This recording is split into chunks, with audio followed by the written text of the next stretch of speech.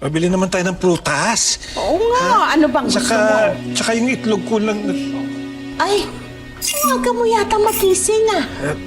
Opo eh. Maaga kasi yung lakad ko ngayong araw eh, kaya talagang inagahan ko yung May lakad ka o kauuwi mo lang?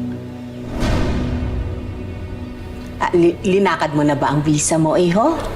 Opo, yun po yung inayos ko kahapon. Maraming salamat nga pala siyang sa pinahiram niyong pera sa akin, ha. Kaso, Bakit may problema ba? ano po kasi, tumawag kasi sa akin yung recruiter ko. Nakakahiya na sa inyo, kaya lang, kailangan ko po kasi ng pera ulit eh. Kailangan mo na naman ng pera. Magkano naman kaya ngayon? 25,000. Nasabi ko na nga ba, hintayin na lang kita sa baba.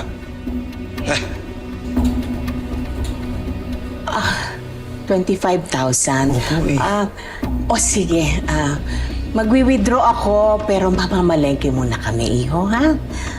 Talaga po, Chang. Naku, maraming salamat po. I love you talaga, Chang. Naku, wag mo munang intindihan yung mga utang-utang na yan. Babayaran ko talaga kayo Hindi. Ang mahalaga, saka na lang yun. Ang mahalaga ay yung maayos ang trabaho mo para sa kinabukasan mo. Siyempre, iniwan ka sa akin ni ate. Kaya naman, ha? Okay lang yun. Sige po, maraming salamat po. Sige. Mamamalengke mo na kami. Sige po, Chang. Sige na. Morning, ma'am. Oy, naku naman, gising ka na. Sige, mamamalengke lang ako. Mag-almusal na kayo dyan. JC.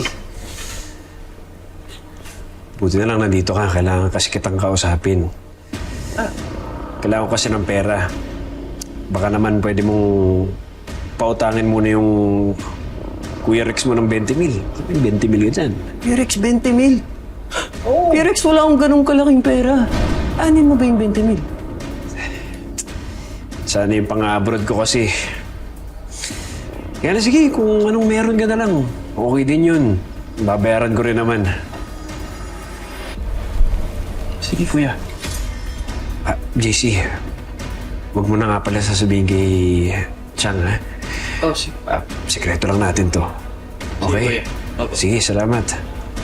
Pasok muna ako, kuya. Uy!